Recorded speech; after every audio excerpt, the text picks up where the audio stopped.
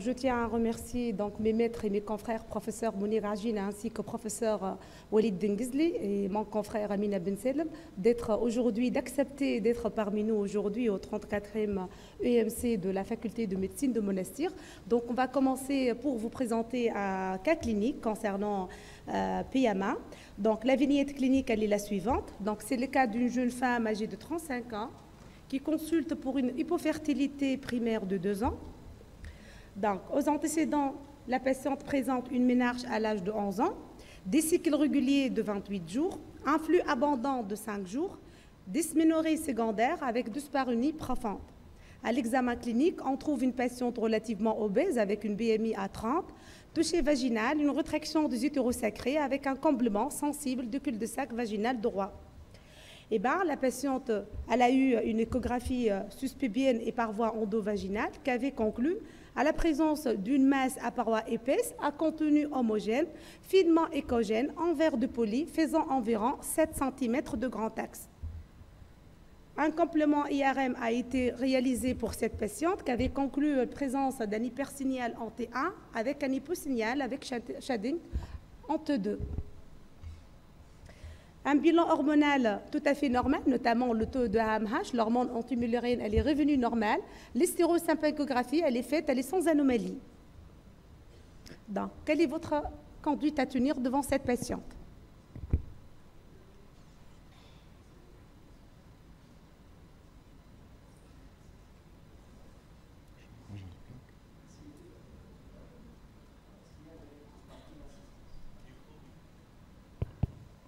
Est-ce qu'il y aurait des réponses parmi l'assistance? Les jeunes résidents.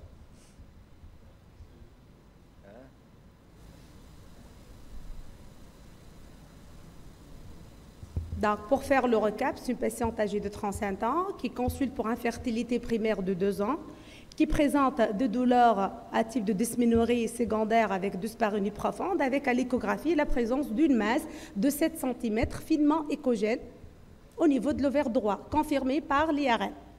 Le bilan hormonal, l'hystérosympagmographie, elle est revenue normale. Quelle est votre conduite à tenir? Donc, manifestement, comme vous l'avez si bien dit, c'est un cas qui est assez compliqué de par les problèmes qu'il pose. Alors, du moins, pour commencer du côté féminin, il y a au moins 3 problèmes. Il y a donc visiblement un kyste endométriosique assez volumineux, de 7 cm, qui à lui seul est une cause majeure d'infertilité. Il y a le deuxième problème, c'est l'obésité ainsi que l'âge avancé, à 35 ans relativement avancé. Bon. Et de l'autre côté, il y a certainement un problème masculin avec infertilité. Alors, il est clair que vous avez bien souligné sur ce cas que la prise en charge doit être globale. Ça doit inclure aussi bien la femme que l'homme. Donc là, faut-il opérer? Première question. Faut-il procéder à une PMA, une assistance à la procréation en premier lieu? Et il y a un autre problème qui se pose aussi, c'est les paramètres spermatiques. Donc Simonil va donc nous en parler. Faut-il congeler le sperme? Parce que manifestement, il y a une oligospermie sévère avec Simonil qui va nous en parler. Je lui cède la parole. Donc, en effet, pour le mari, donc, il est âgé de 38 ans, tabagique, peintre, et à l'examen, il a une varicocèle grade 3, et le spermogramme montre une oligospermie sévère avec une numération à 1 million par millilitre. Donc, devant cette oligospermie sévère et une varicocèle, la question qui se pose pour le mari, faut-il faire d'emblée la PMA ou faire la cure du varicocèle en espérant d'avoir une grossesse normale ou améliorer les paramètres pour une FIV ou insémination? Et la troisième question, faut-il faire une congélation avant la cure du varicocèle, vu qu'il y a un risque d'aggravation du spermogramme après cure de varicocèle? Donc, quelles sont vos réponses?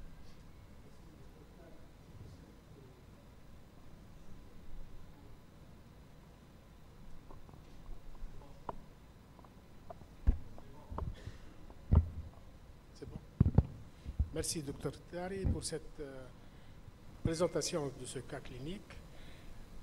Donc, le spermogramme, lorsqu'on voit le spermogramme, vous pouvez aller vers, retourner diapo précédent. Ouais. Alors, on voit qu'il y a une varicocèle d'abord. Il y a une altération spermatique. Varicocèle grade 3, mais la question fondamentale, est-ce qu'il y a une altération, est-ce qu'il y a une diminution de la taille du testicule? Est-ce que la varicocèle elle-même, elle est à l'origine de ces anomalies, de ces répercussions spermatiques? C'est ça la question. Si la taille des testicules elle est conservée, elle est normale, on peut retarder, on ne va pas se concentrer sur la varicocèle. Ça, c'est une chose. Bon, après, les avis diffèrent. Si la femme, elle va être prise en charge dans le mois qui suivent, elle va subir, on va ponctionner les kystes, ou on va carrément faire traitement de ces kystes, et on va programmer une ICSI prochainement, on n'est pas obligé de faire une congélation du sperme, parce qu'on sait très très bien que la congélation, c'est toujours, c'est pas un objectif.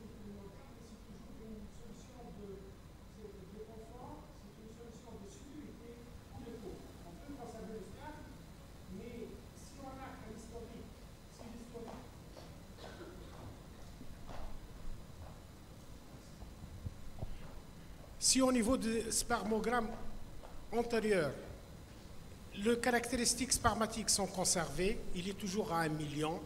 Si on a un spermogramme qui date de 2019 ou 2018, il n'y a pas cette dégradation spermatique, on peut toujours garder, on peut toujours se contenter de suivre le patient.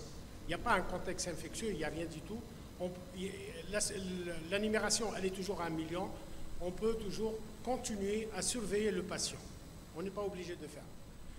Bon, certains laboratoires font la congélation, mais je ne suis pas très alarmiste au niveau de la cryopréservation du sperme. Mais trouver une étiologie de cette oligo-asténosospermie sévère, trouver l'étiologie, est-ce qu'il y a une anomalie quelque part? Est-ce qu'il y a un traitement? Il est exposé, puisqu'il fait de la peinture, il est exposé à des hydrophénols. Donc, c'est un facteur nocif. Est-ce qu'on va lui interdire de continuer à travailler dans la peinture, d'exposer? Moi, je crois que pour une période, si on va programmer quelque chose, on ne va pas l'interdire. Il peut porter un masque pour atténuer, pour diminuer l'agressivité de ce produit de peinture. Et voilà. Voilà ce qu'on peut, d'après ce qu'on voit tous les jours au laboratoire. Merci, Dr Argine. Donc, pour ma part, je voudrais passer la parole au Dr Amin Selem pour nous faire part un peu de quelques commentaires à propos du cliché des IRM. Hein? Merci, Siwali.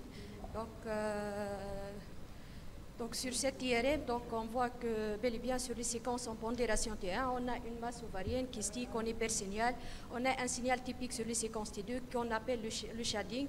Donc, c'est un signal spécifique de l'endométriome ovarien.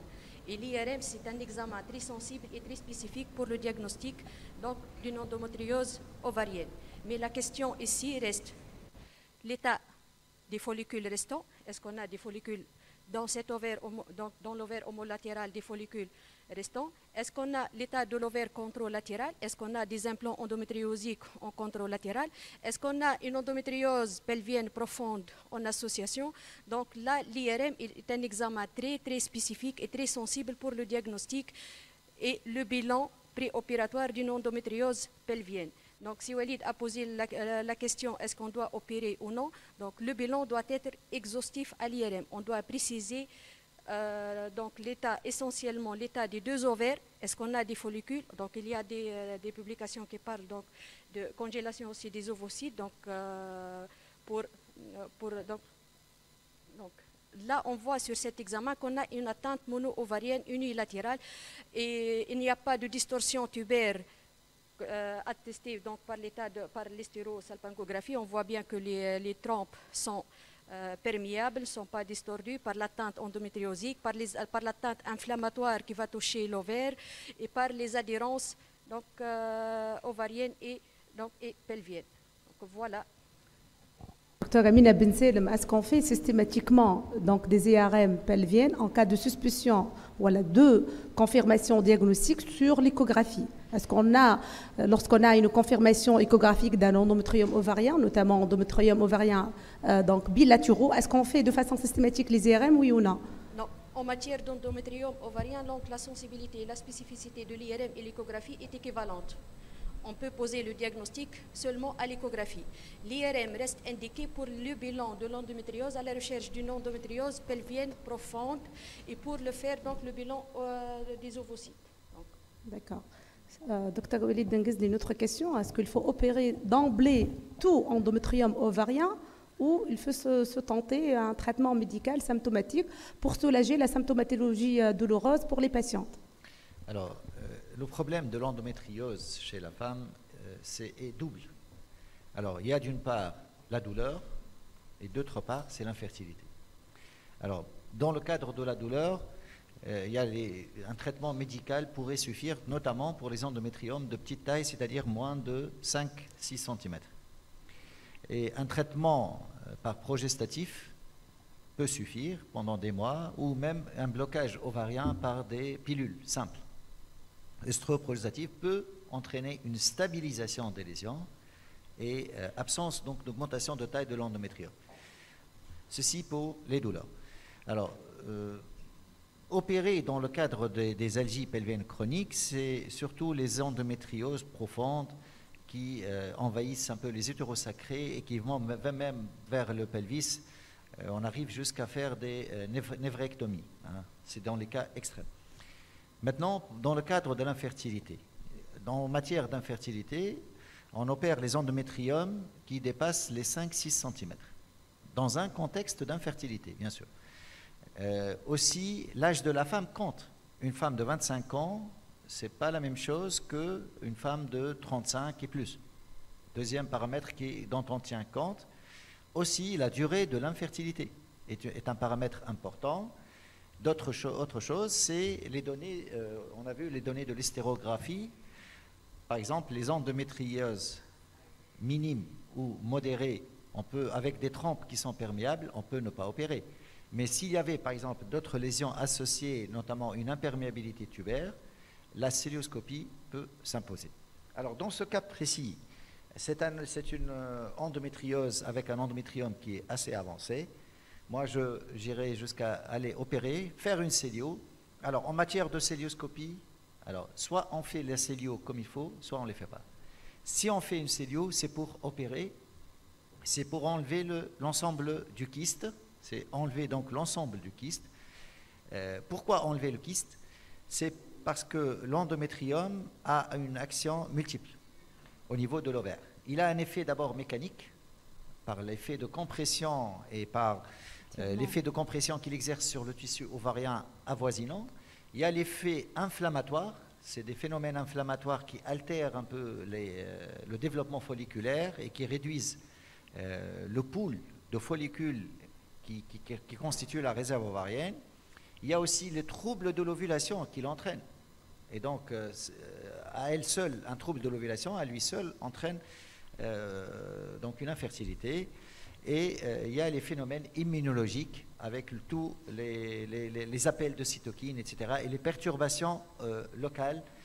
Mais aussi, il y a le phénomène endocrinien puisqu'il altère la réserve ovarienne. Alors, dans ce cas précis, tant que l'AMH est bonne, tant que c'est un endométrium qui est de 7 cm, il faut l'opérer, mais ne pas oublier aussi les gestes d'adhésiolyse, libérer un peu les trompes, électrocoaguler tout ce qu'il y a au niveau du péritoine, et aussi la célioscopie va servir pour établir un score pronostic qui est extrêmement important, et le score pronostic c'est l'EFI, Endometriosis,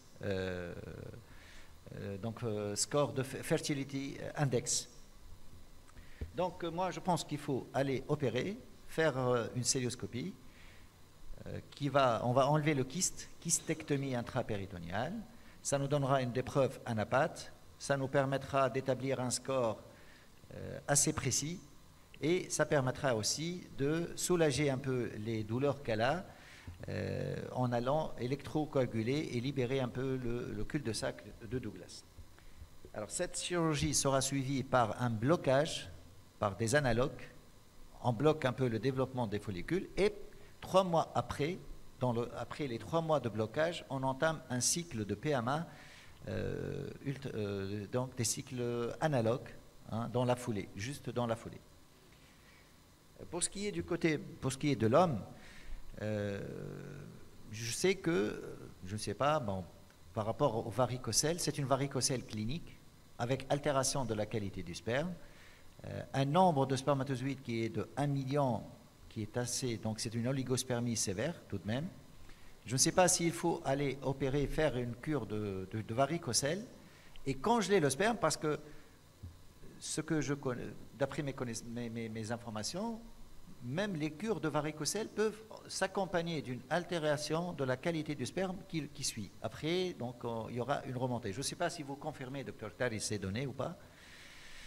Donc, effectivement, comme vient de dire Dr Mounir, donc, étant donné qu'il n'y a pas un retentissement sur la taille du testicule de cette varicocèle, il y a plusieurs d'autres facteurs, notamment le tabac, l'exposition professionnelle, qui peut être en rapport avec cette oligospermie sévère. Et d'autre part, la numération elle est stable dans le temps, donc la congélation, il faut y aller directement vers la PMA. Juste une petite remarque à Walid. La chirurgie de l'endométriose, c'est une chirurgie relativement difficile. Il faut des équipes qui sont expérimentées pour faire cette chirurgie, certes. Donc, je vois que l'indication de la cystoscopie, elle trouve sa place pour faire le diagnostic, pour faire un traitement thérapeutique, mais essentiellement aussi pour évaluer le pronostic de la fertilité ultérieure. Mais je crois qu'il y a des études qui ont montré que le fait d'opérer les endométriomes, et notamment les endométriomes ovariens bilatéraux, ça va altérer la réserve ovarienne et ça va altérer l'AMH qui reflète en telle sorte donc, la réserve ovarienne. Est-ce qu'on doit profiter de ce acte opératoire simonique pour faire la cryoconservation du tissu ovarien, ou on va faire la vitrification des ovocytes ou des embryons? Quelle est l'alternative la plus utilisée actuellement? Certainement, il y a une altération de la réserve ovarienne lorsqu'on opère, mais puisque la AMH elle est bonne, son AMH, je ne sais pas exactement elle est à combien, mais elle est normale, vous le dites, elle a 38 ans, on ne va pas... 35 ans. C'est un âge critique, 35 ans, parce qu'à partir de 35 ans, la fertilité diminue, et à 38 ans, elle va s'incliner de façon significative. Donc, il faut se dépêcher, comme l'a expliqué Dr Walid, pour faire un petit récap. Donc, on va l'opérer, puisque douleur, l'endométrium, il est important et tout ça, la taille et tout ça. Donc, on va opérer, on va programmer une ICSI 3 mois après. Donc, le délai, on est bien réparti, on a bien planifié notre temps. Donc, est-ce que la cure de varicocèle, moi, je ne suis pas d'accord, ça ne va pas apporter grand-chose. Puisqu'on est parti dans les 3 mois. Donc, les 3 mois, si on va programmer une cure de varicocèle, on n'a rien du tout après 3 mois. Parce que la cure, il faut compter au moins 1 an, mais avec une amélioration 2 fois significativement moins importante. Et en plus, le patient, 2 fois, on retrouve le patient avec une hydrocèle, on trouve le patient avec de douleurs.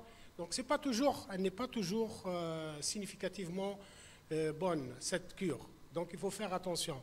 Donc, il a des spermatozoïdes, il a une mobilité, et toujours le réflexe de voir les antécédents, les spermogrammes antécédents, et voir est-ce que, toujours la même question, est-ce que c'est stable, c'est un état stable ou non. Si c'est un état stable, on peut programmer, et on peut s'en passer de la cryopréservation des ovocytes. Pour la patiente, la loi tunisienne interdit cette cryopréservation des ovocytes, enfin, on doit le connaître. Donc, on va faire une ICSI avec les ovocytes qu'on va récupérer. Simonir, l'article 5 du décret 2001, je crois qu'il a autorisé la cryoconservation des ovocytes. L'article 5 du décret 2001. Le débat continue et c'est toujours la loi qui interdit. On a eu un débat récemment et c'est toujours la loi qui interdit cette cryopréservation. Parce qu'on n'est pas... toujours la question, c'est... On fait la cryo toujours dans un but de programmer une PMA dans le mois. Mais si c'est devant un état pathologique, il faut cryoconserver, non, la loi interdit. Donc voilà, c'est ça, il faut faire une ICSI, programmer une ICSI le plus rapidement. Reste à la question, est-ce qu'on doit congeler le sperme ou non? Moi, je crois que c'est une question secondaire, elle n'est pas primaire, c'est une question secondaire. On peut toujours penser à faire une cryopréservation de sperme en vue d'une autre, ou si on suspecte qu'il y aura une dégradation du sperme. Mais voilà, la conduite, elle est claire, opérer et programmer une ICSI dans les 3 mois qui suivent avec un blocage par un analogue. Donc, si vous dites le blocage par analogue GNRH se fait de façon systématique à toutes les patientes atteintes d'endométriose, où il y a des indications bien précises concernant le protocole de simulation. Ouais, le protocole analogue, c'est un protocole qui était destiné au début pour les femmes normorépandeuses. C'est le protocole standard dont on a le plus de recul et dont on a plus de résultats. Alors, bloquer pendant 3 mois, ça permet d'assainir, de refroidir un peu, juste après la chirurgie, de refroidir le site opératoire, éviter la repousse de l'endométrium, et dans la foulée, au dernier cycle, on continue avec une stimulation comme un protocole classique d'analogue. Alors je détaille un peu le protocole analogue, c'est-à-dire qu'on bloque, on désensibilise l'axe hypothalamo-hypophysaire de la patiente et on stimule par des produits exogènes qui nous permettent d'avoir le nombre d'ovocytes adéquat. Alors maintenant, pour revenir à la chirurgie en matière d'endométrium n'est pas toujours délétère. Tout dépend du geste chirurgical et tout dépend de l'expérience. C'est pour ça qu'il y a des équipes spécialisées dans la chirurgie de l'endométriose. Alors, il y a même des techniques de résection du dôme saillant à l'instar de ce qui est fait pour le kyste hydatique. Ça consiste à enlever le dôme saillant, à enfider le kyste, faire une bonne toilette et ensuite bloquer.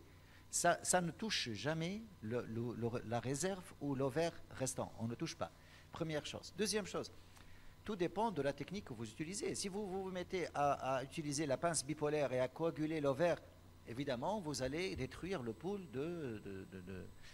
ovocytaire de la patiente. Alors, si on dissèque gentiment, on lave et on ne coagule pas, on n'altère pas la qualité. Au contraire, on préserve la qualité et le nombre d'ovocytes. Si Walid, est-ce qu'il faut opérer 2 fois ou une seule fois? La première fois pour faire le lavage et la kystectomie, et la deuxième fois pour faire la kystectomie, ou le faire opérer une seule fois? On opère une fois et bien. D'accord. On l'a dit tout à l'heure. Si on opère, c'est pour faire les choses comme il faut. D'accord. Ensuite, s'il y a récidive, et c'est souvent le cas, on ponctionne et on fait une sclérothérapie. Voilà. Juste, Simonique, j'ai reçu une question de mes résidentes concernant la vitrification. Quelles sont les étapes de vitrification ovocytaire des embryons dans le cadre d'endométriose? Oui, en fait, nous, on vitrifie le blastocyste, c'est-à-dire l'embryon qui a poussé, qui était allé jusqu'au stade au 5e jour. C'est ça, notre politique au laboratoire. Donc, on fait la culture prolongée jusqu'au stade blastocyste et ensuite, on vitrifie. Donc, c'est une technique qui est simple maintenant, elle est démocratisée. Il y a beaucoup de laboratoires qui font. Il y a, bien sûr, il y a un contrat à établir avec le couple à propos de cette vitrification. Et nous, on programme toujours le nombre de blastoses. Ça dépend du nombre d'embryons obtenus. Et selon le nombre d'embryons qu'on a vitrifiés, on peut planifier qu'on aura 3 transferts ou 2 transferts. Ça dépend toujours de la cohorte embryonnaire obtenue. Voilà. Merci. Merci. Merci. Merci. Est-ce qu'il y a des questions dans la salle? C'est bon? Juste une question, Dr Denguizli. Si à l'IRM, on met qu'on a des implants endométriosiques sur l'ovaire homo et contralatéral, est-ce que vous opérez quand même? Donc, on a un risque de récidive. Si l'endométrium est moins de 5 cm, et s'il n'y a pas de contexte d'infertilité, on préfère faire un traitement médical. Alors, si la taille de l'endométrium dépasse les 5-6 cm où les douleurs sont invalidantes, trop importantes, ou le contexte d'infertilité existant, là, on opère. D'abord, on fait l'établissement du score et on coagule tout ce qu'on peut coaguler. Avec, bien sûr, toujours, il y a un impératif de préservation de la fertilité. On coagule, mais il faut aller gentiment, voilà, en quelque sorte. Les endométriums, pour les stades 1 et 2, la littérature a montré son efficacité de traitement chirurgical pour les stades qui sont précoces. Pour les stades qui sont avancés 3 et 4, sincèrement, les études sont des études observationnelles. Il n'y a pas vraiment des études qui ont conclu à des recommandations bien précises concernant le traitement chirurgical de l'endométrium. Est-ce que vous avez des questions? D'accord. Donc, pour conclure, l'endométriose est une maladie inflammatoire pelvienne qui affecte environ 30% des patientes et qui est source de 50% de motifs de consultation pour infertilité. Donc, c'est une pathologie assez fréquente à connaître, ces éthiopathologies, puisque l'endométriose, elle entraîne certes une diminution de la réserve ovarienne parce que le mécanisme physiopathologique, sincèrement, ils sont encore mal connus. Hein. Il y a le liquide péritonéal, il y a l'inflammation, l'altération endométriale, l'altération de la réserve ovarienne, donc plusieurs mécanismes qui ne sont pas très bien connus, et du fait aussi les chirurgies itératives qui peuvent aussi altérer la capacité ovarienne. Pour cette raison, il faut bien poser le pour, une balance entre les indications de traitement chirurgical. Il faut opérer une seule fois l'endométrium ovarien si votre patiente est le symptomatique ou si la taille d'endométrium elle est très énorme, comme il a dit professeur Walid Dengizli, donc si elle dépasse 6 cm, ou si on a un endométrium ovarien bilatéraux, pour faire juste le diagnostic, le preuve histologique et le pronostic ultérieur de la fertilité. Et pensez toujours à la préservation de la fertilité qui constitue actuellement, donc ça fait partie de la prise en charge globale des patientes qui atteignent d'endométriose, la préservation de la fertilité. Je vous remercie.